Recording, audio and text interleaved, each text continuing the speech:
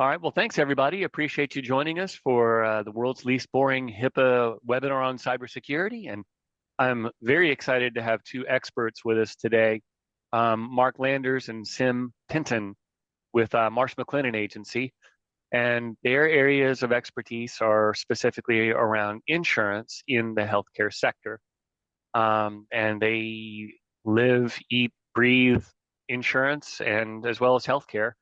And Mark is actually, y'all kind of introduce yourselves a little bit, maybe talk about what your roles are. And I guess Sim, why don't you kick us off?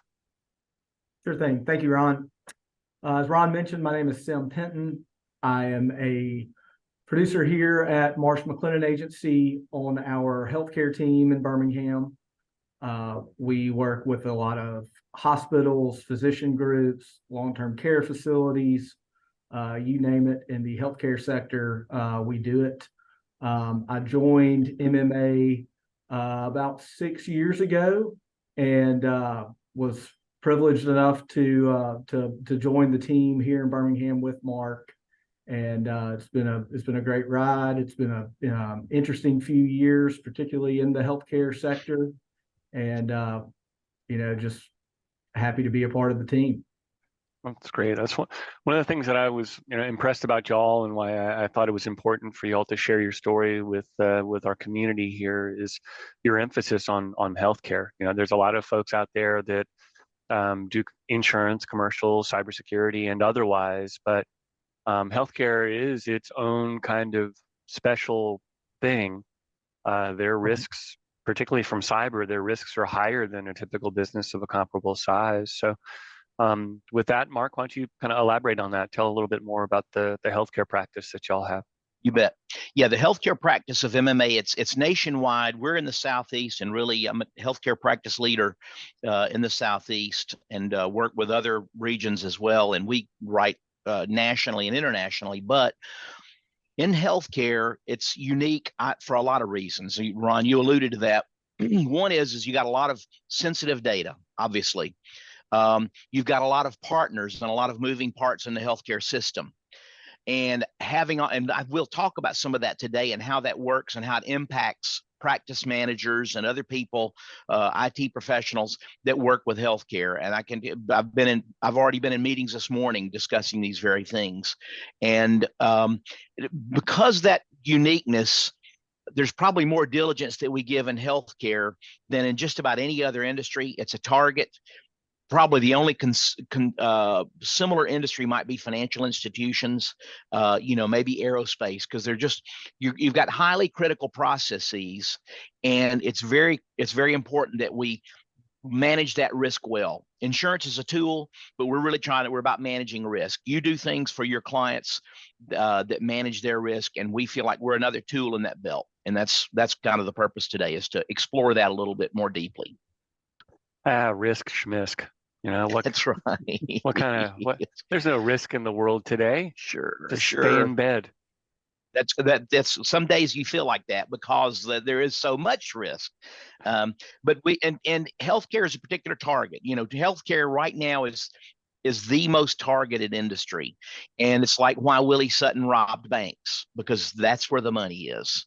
And I think that's what we're seeing now. Healthcare is grown, it's complex. And not everyone does manage the risk well, and the bad actors know how to take advantage of that. And that's and never forget, it's not a kid in the dark basement. It is a business, international business, and they are looking for the soft spots, the weak spots, and that's where they're going to take advantage. And we've seen clients who have been the client companies, organizations who are the victim of this. And so that's what we're about, is trying to look at the broad horizon and help clients do things that will harden their IT posture, so that they're not going to be nearly as susceptible to some of these threats. I was just shocked when I learned that the dollars involved, because like on the dark web, for instance, we always talked about how you can get a working credit card on the dark web for $35 or something like that. Like, wow, that's a lot less than I would have thought. And a medical record goes for over $1,000. It's like, well, wait a minute. It's the most Why expensive is thing that? on the dark web. What's that? It's the most expensive item on the dark web. So Yeah. why don't you speak to that? Why?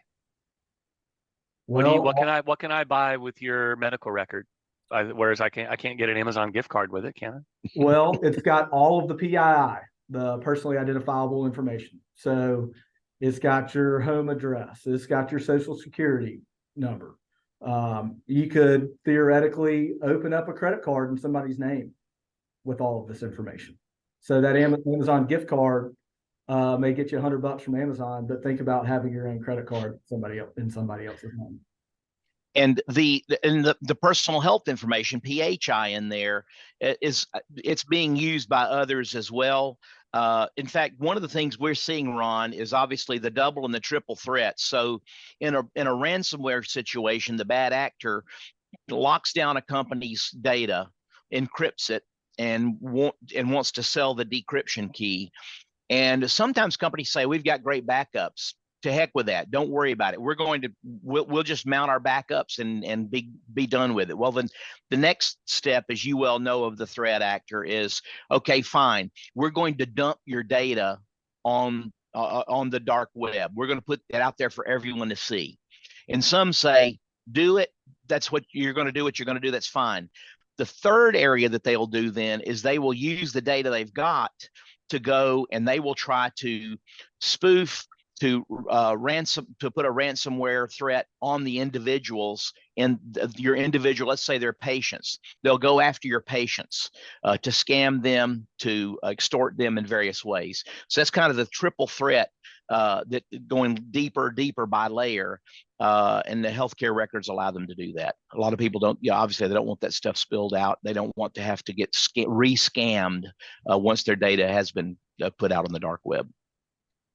Are there examples of them using like that PHI and insurance information actually to like file fraudulent claims on someone's behalf, or is it a leapfrog to a credit card or some other way of monetization? There may be a few. I personally haven't seen that, but I think there are probably examples of that being done. Filing, as you said, filing fraudulent insurance claims. There are other scams in healthcare for certain. They have taken the data and used it to file for high net worth individuals. They filed false tax returns. They changed the return address, filed an electronic tax return, had a big refund generated, and have that refund come back to them.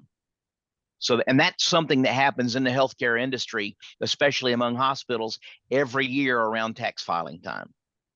So that's kind of like, it comes like a holiday every year. These scams, they're going to go to the HR department in a large health system or a large hospital, and they're going to try to get their data away, either through trick and device where they get someone to send the data to someone, a download, posing as, let's say, a payroll processor or whatever, or they steal it through IT means. And that's how I don't know if you saw, that was the root cause of that MGM breach.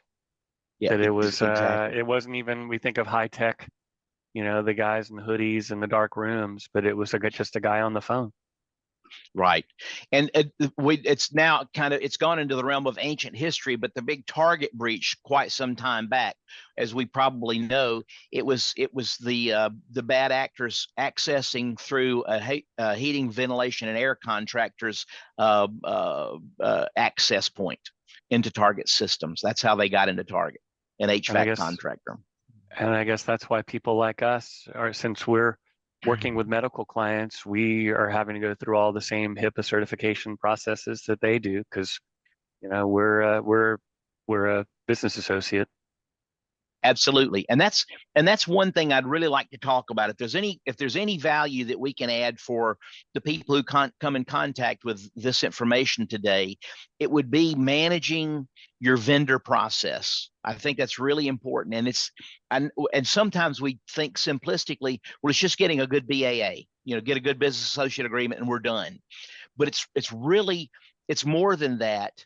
And lately we have had a raft of cyber claims that have arisen out of not bad practices on the part of the practice, the hospital, the clinic, the facility, whatever it would be. It's bad practices on the part of some sort of a vendor, a collection agency, cloud storage. I'm just trying to think who else it would be, a marketing firm, any number of things, your EMR provider, the electronic medical records provider, all of those, and they give right, and suddenly it's not your breach, it's their breach, but it's your data.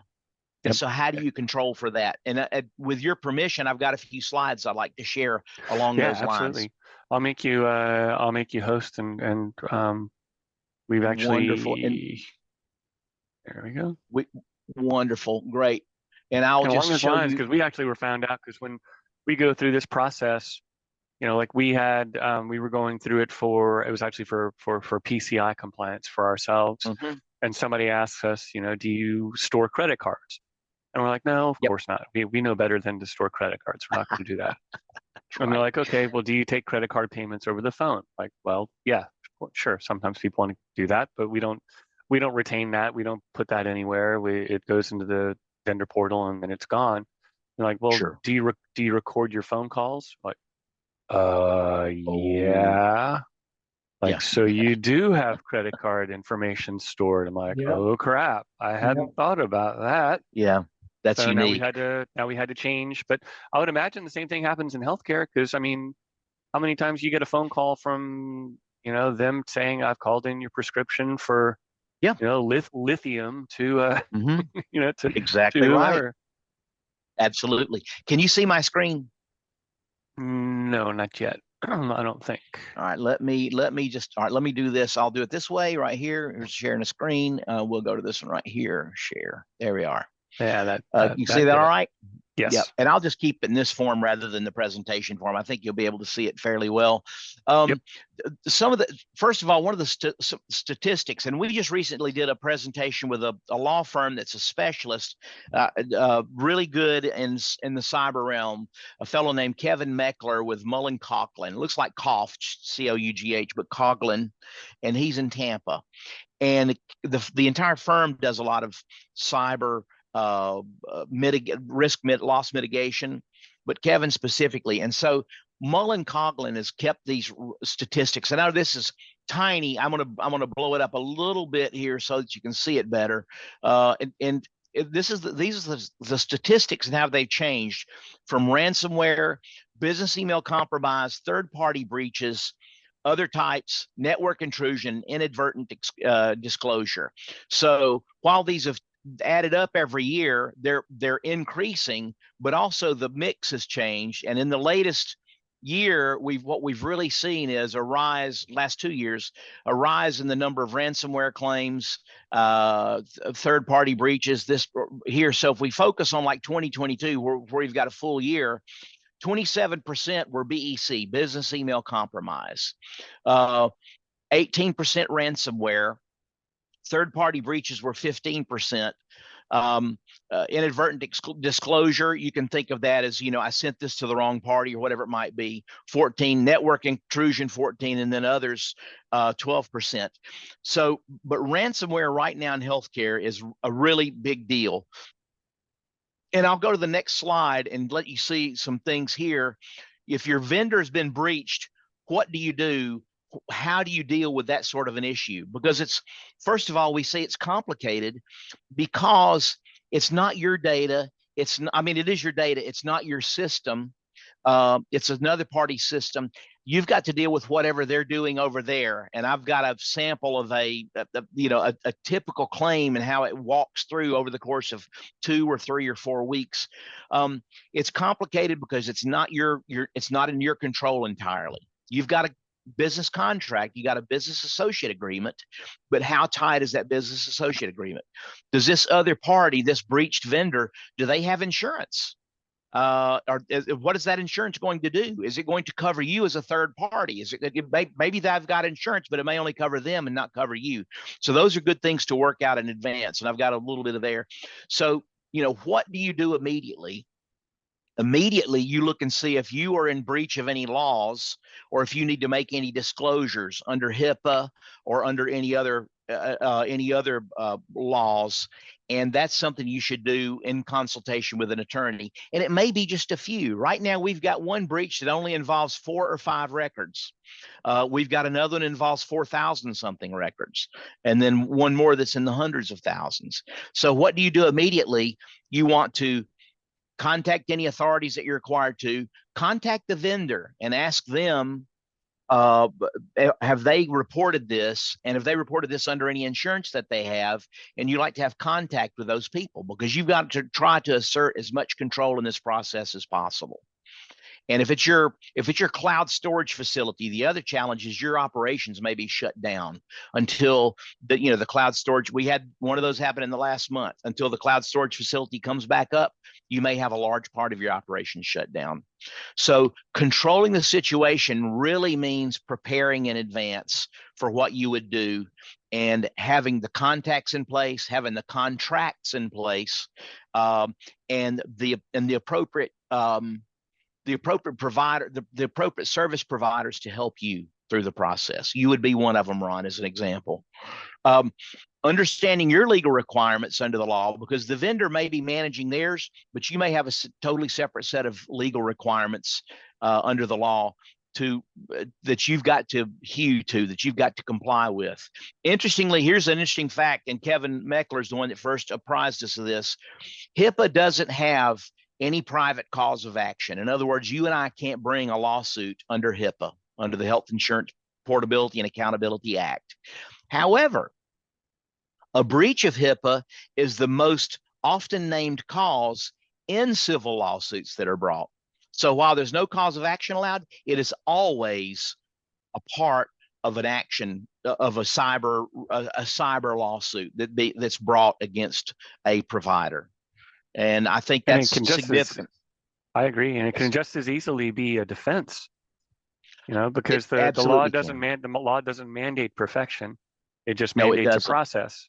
That's right, and it's really unique in a lot of ways in that regard. So managing vendor risk means vetting those vendors, getting BAAs, looking at how strong they are, do they have insurance in place, and maybe getting a copy of their policy or understanding what their insurance consists of, because when they've had a breach and it's your data, their insurance needs to become your insurance. And that's the biggest challenge that we see.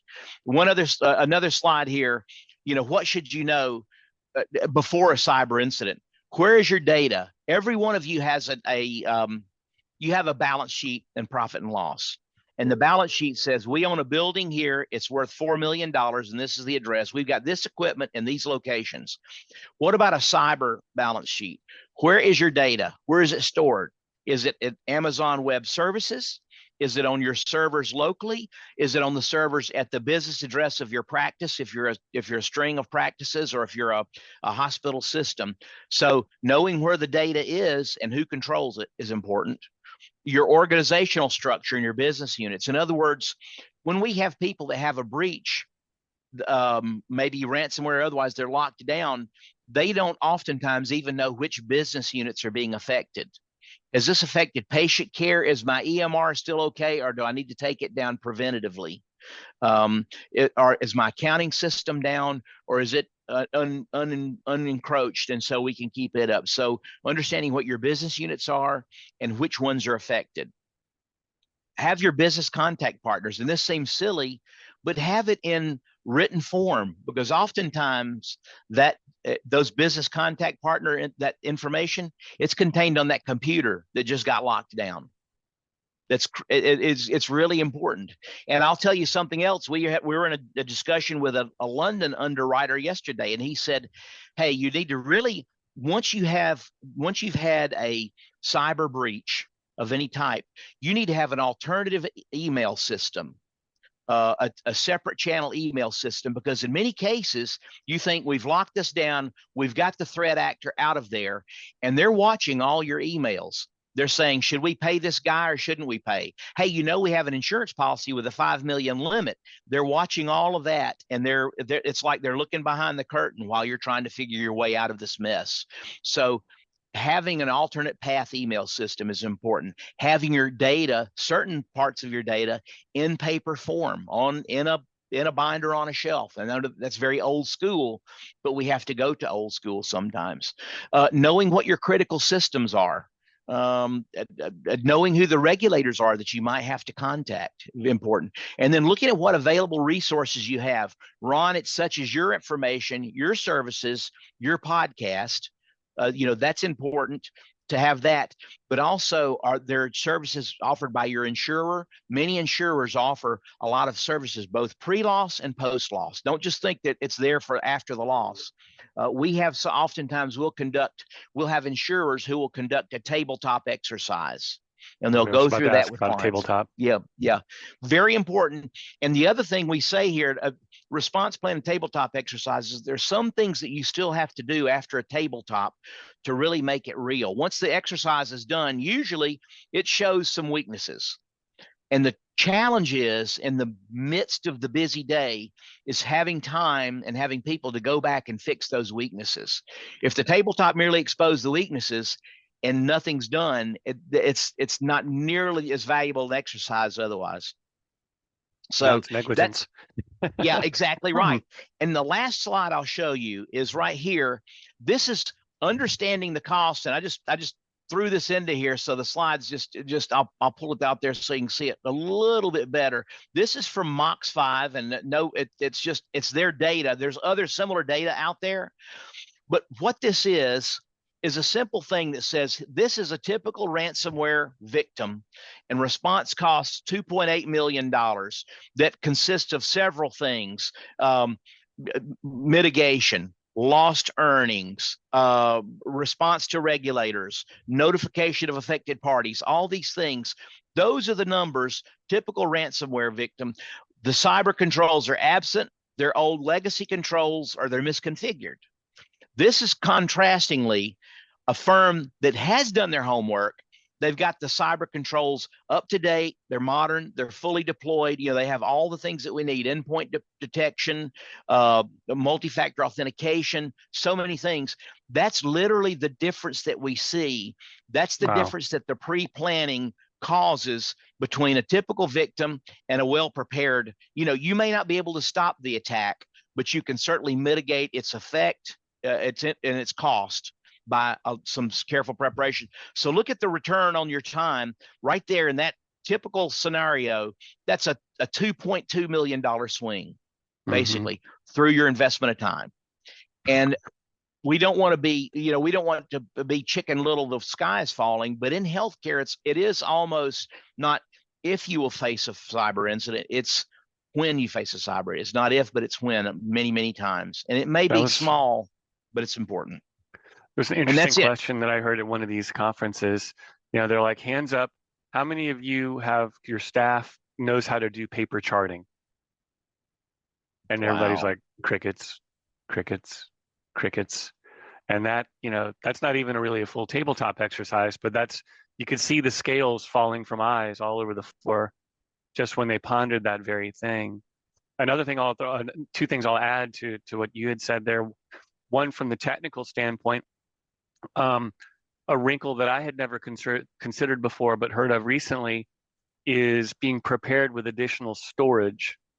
And what I mean by that is, like, let's say if your environment, all the stuff it takes to run your business takes up, say, 4 terabytes worth of stuff.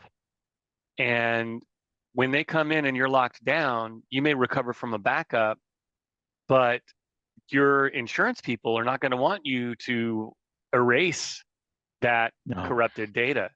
They're going to want to be able to have full access to that, which now means that your 2 terabyte environment, now you have to have at least 4, because you got to keep your 2 terabyte environment that's corrupt completely intact.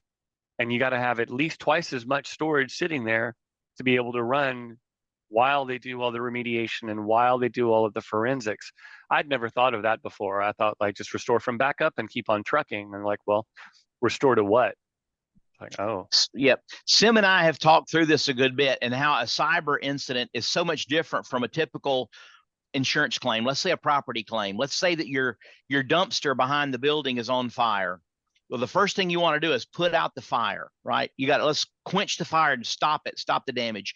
The sad thing about a cyber incident is sometimes when the quote dumpster fire is happening in the computer system, they may say, regulators and law enforcement or others may say, no, don't quench the fire. We need to find out who this is. Let it continue to run right now and see. So it's a really unique scenario.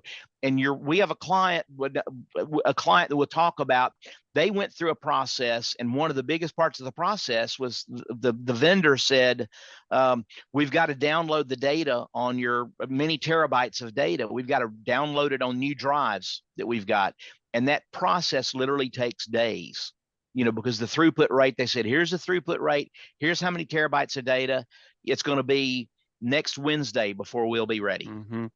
Yep.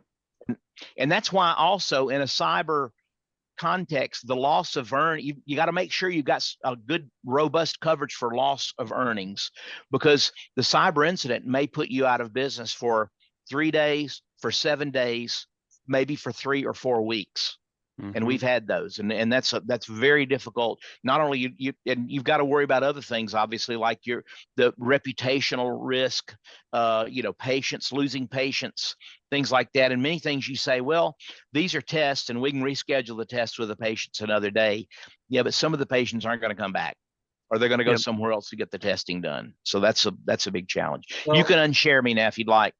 And Mark, to your point, we see quite often that a lot of facilities or companies are buying what we call just a little cyber rider on their general liability coverage, and that may be, a $25,000 or $50,000 limit.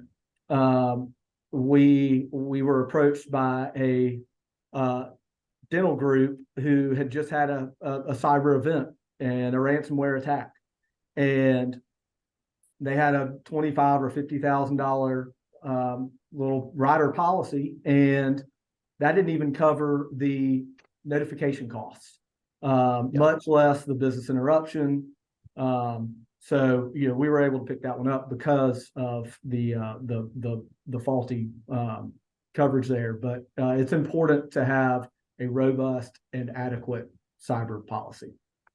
And that's changing now too. We were talking about this earlier before we were preparing for this. Like, we saw the presentation from the chief information security officer of one of the largest hospitals here in town, and he was sharing, they pay $1 million a year in premium, and even with that $1 million premium, they had a $2.5 million deductible and just a $30 million limit. So it's like $30 million for something of that size.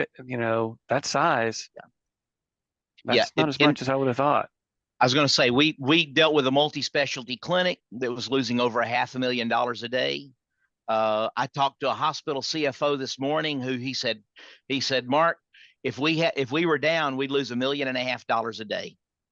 And so that stacks up quickly. That's why the average healthcare cyber loss right now is about $10 million.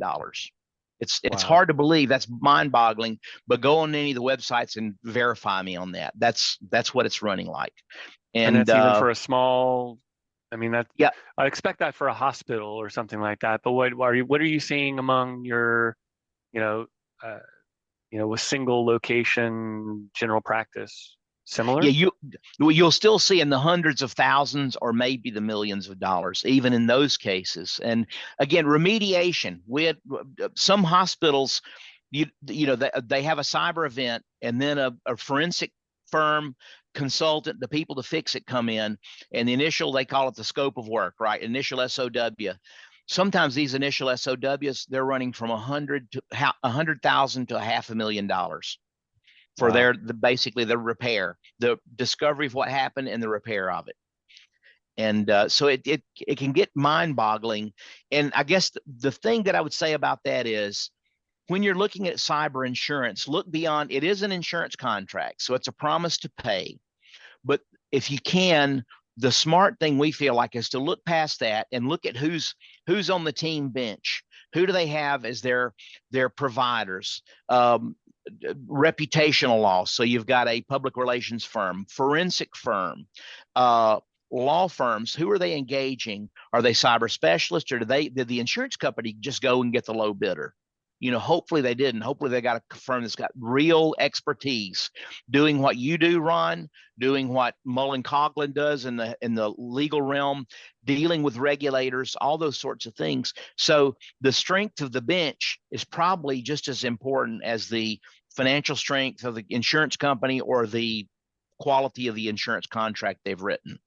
So there's a little bit more digging that can be done, or that should be done in that realm. If you can spend a little bit of extra time, that's going to pay off a lot, rather than saying, here's a list of 8 quotes on cyber insurance and you should take the lowest one. We're done. So do you see any of the carriers, or the insurance carriers, starting to get more involved in tabletop exercises as part of the application process? Yep, they are. The weird thing is probably not as much part of the application. Most of them are doing it post-binding. And that's when they're tending to say, would you like to run through a tabletop exercise? And some are fairly simplistic. Some are complex with the entire IT staff on. They can run a half a day, not just IT staff. They actually, one tabletop we had a hospital. They had some board members in there. They had the CEO and board members in as well, because they know that this really affects bottom to top in a healthcare entity, in a hospital health system, a clinic, that sort of thing. So they were prepared, and they knew that this little bit of pre-planning would save so much trouble in the event of a real loss. Yeah, I think you hit it on the head. I feel like the number one thing that we're combating against, even more than the bad actors themselves, is complacence of people, because I fear that it's always the big ones that make the news. The MGM hack, everybody sees that, and 99% of us are like, well, I'm not MGM, so therefore this is reinforcing my bias that I don't have anything anybody wants, and I'm not anybody to anybody, and that's just flat out not true.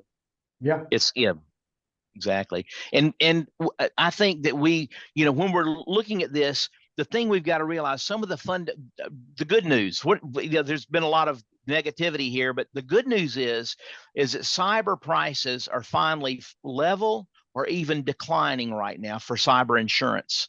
The prior year, we were seeing increases, sometimes 50 and 100%. That it was untenable. It was just almost unbearable, the amount of cost increases we saw, and they were driven by the losses. But right now, the biggest thing that we see is making sure that you're tightening everything down from an IT standpoint, robustness. So you don't have legacy software, or if you do, that's unsupported, because bad actors know that, and they know the ways in through an old version, unsupported version of whatever it might be, whether it's your accounting system or Microsoft, anything else. Don't have the legacy software. And I like to say that the risk is kind of like water. If you've got the crack open somewhere, the water will find that crack and seep through it. Same thing, if you've got things at risk on your system, it'll seep through and you'll see it. That's a good analogy. And now I would say the insurance carriers are doing their due diligence on the front end too. The application process has become a little more sophisticated. 3 or 4 or 5 years ago, in order to get a cyber quote, you'd list your website, revenues, employee count, payrolls, and then they'd spit out a quote. Now they're doing things like penetration tests, really seeing where their insured's vulnerabilities would lie. And many of them, before they'll give a quote, they will go to your website, and they will, like Sim said, they'll try, penetration test. They will look and see what vulnerabilities you've got. Oh, you're running a legacy software here. Oh, you've got open ports right now. You've got 4 open ports. And they'll underwrite based on the snapshot that they see of you on the web, because it's available to everyone. Interesting. And I've always felt a little bit like some of these compliance frameworks now are going to potentially simplify the application process, but also basically be an affidavit for the forensics people to compare. Exactly. I kind of feel like the forensics piece is half of it, let's figure out what happened, and half of it is let's figure out why it's counter to what you said on your application. So we're off the Yeah, hook.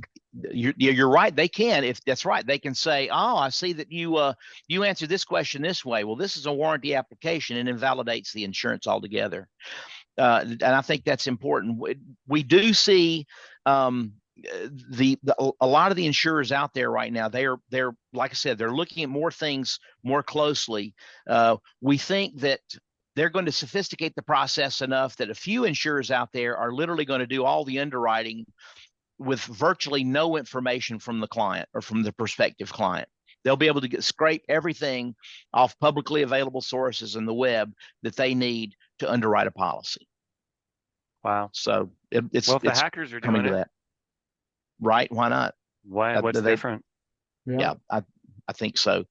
So those are the things, though, that we really, if we can encourage your listeners, your viewers to see and focus on, a small investment of time on the front end is going to reap huge dividends on the back end. And your agent or broker can help you through this as well. We help our clients through it.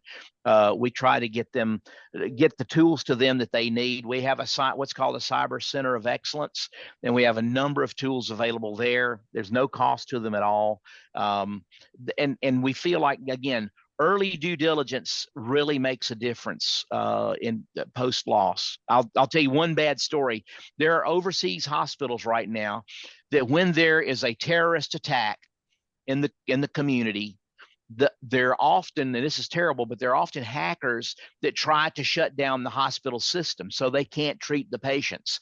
And these hospitals know that so much that when the terrorist attack occurs, they immediately go to paper charting. They do know how to do charting on paper. They go to paper charts right then, and they're at it. And I talked to a hospital risk manager in Florida last month, and she talked about how they did it. They had to go to paper charting for about 2 weeks, and they had to retrain people. But they did it. They made it through it, and they're on the recovery side now. And it's a fairly large, it's a 500-600 bed hospital. So wow. Yeah, I love hearing. I think it's getting a little bit, the insurance is coming down premium wise because it's getting harder and harder for people to play the denial game. 2 years ago, I'd ask who here has been hit by something or knows somebody that has, and there'd be like maybe one hand up, and now the whole room goes up. So I think the denial is going away. Back to the federal government's kind of, I'm got to give them credit where credit is due. The HIPAA, if you're familiar with those guys, have done a pretty good job. Anybody who's listening, we talk about these tabletop exercises. If you go to CISA.gov, CISA.gov, they have tabletop exercises that they have already designed for people for free. And it takes you through the whole process. And if you want, we can help get a representative from CISA to go through that process with anybody who wants to. That's what they're trying to do.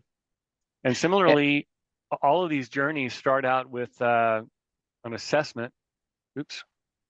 There you go. Excellent. That's good, buddy. And so we're offering these things out because we're doing a networkoscopy.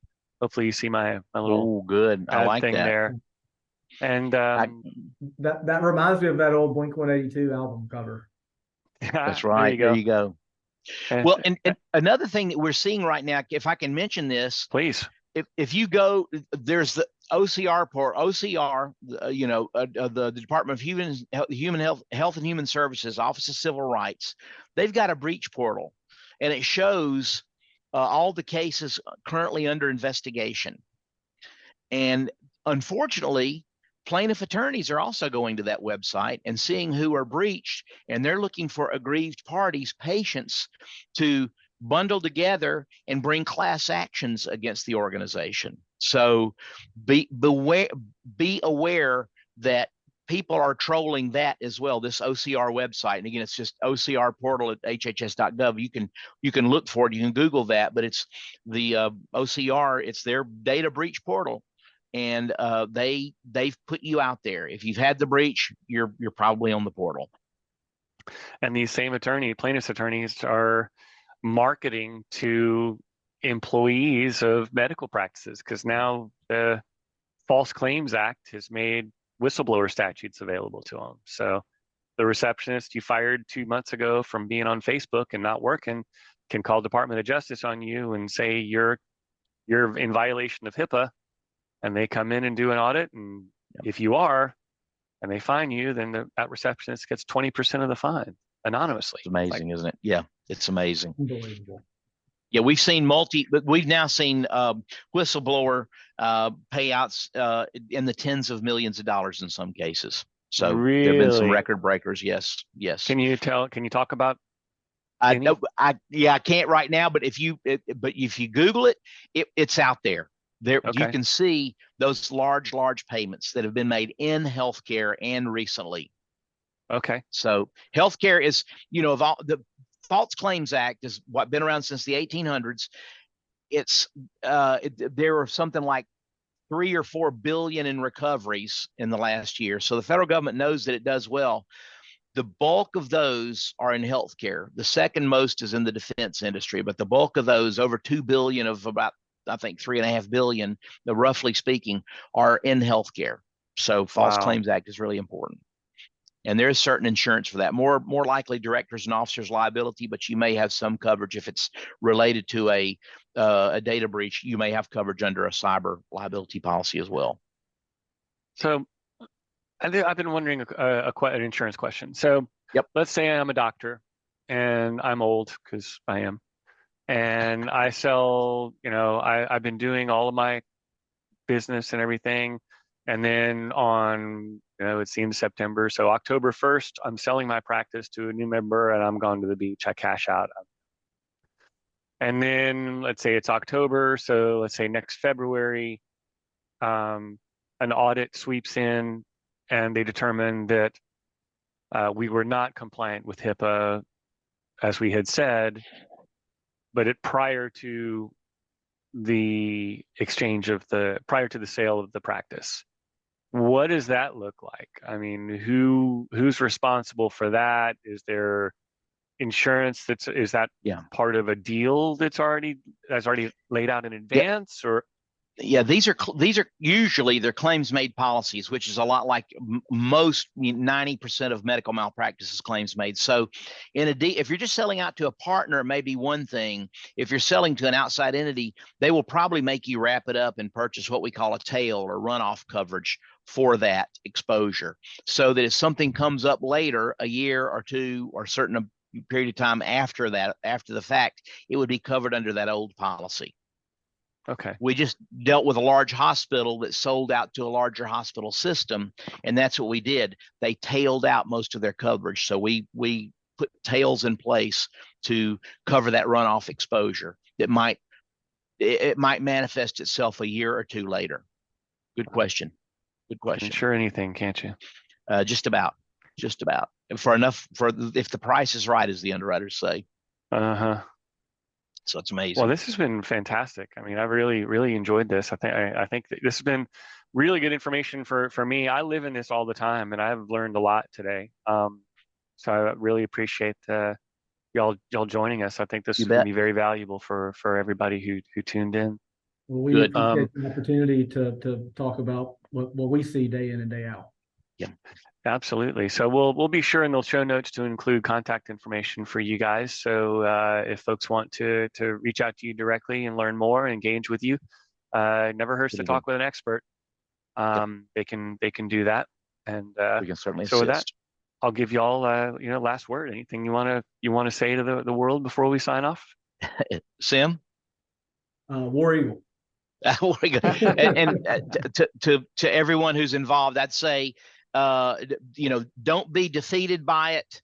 Manage the risk, and once you've done everything to manage the risk, you buy insurance. After you've done risk reduction, risk avoidance, risk transfer, risk mitigation, then you buy insurance, and the insurance will be cheap then, because you're doing all those things. Thanks so much. And just do what if you do what your mama says, you'll generally stay out of trouble. That's right. If you do what the law says and it's actually relatively reasonable, it's a great way you can hide behind the law. It's like, oh, it's not me. I wanted to do more, but the law said I only had to do this. Very good. Very good. Thank you so much, Ron. Thanks to all y'all. of you for your time. Appreciate it. Thank you, Have a Ron. great now. weekend. You Bye-bye. too. Bye.